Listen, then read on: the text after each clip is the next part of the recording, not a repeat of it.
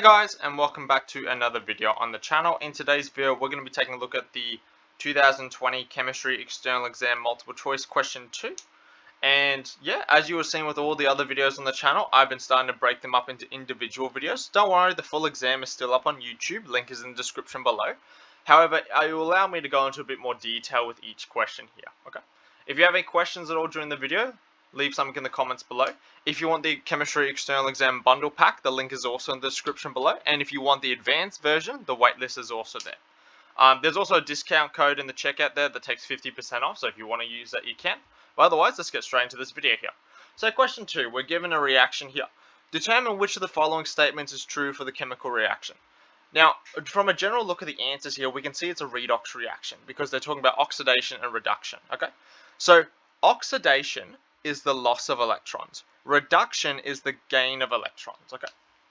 So, but the other words, reducing agent and oxidizing agent, are like opposites. So, for example, if something oxidizes, it's the reducing agent because it causes the other thing to undergo reduction. That's what reducing agent means.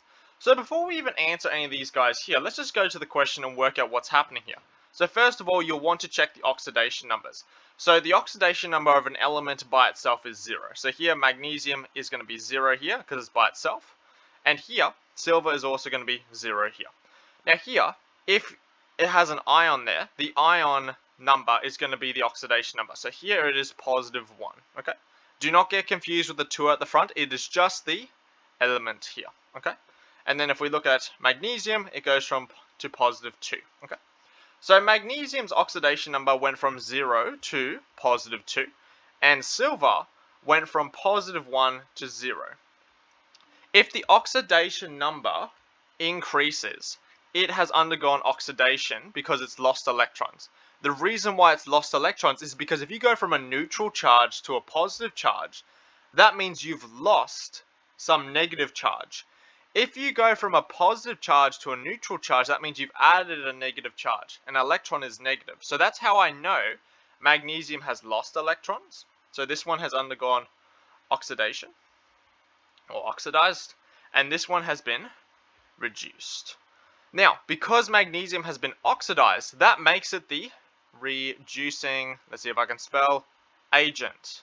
And then this one would be the oxidizing agent because the silver has caused the magnesium to oxidize. That's why it's the oxidizing agent. So now we just look for which one of these is true based on what we did here. Okay.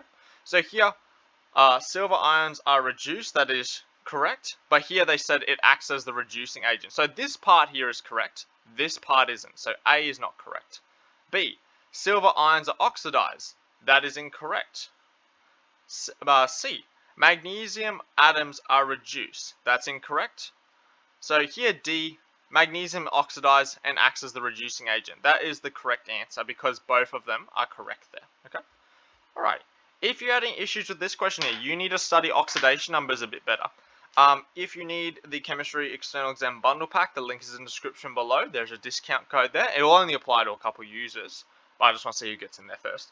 Anyway, if you have any questions about this one, leave something in the comments below. But otherwise, I'll see you in the next video.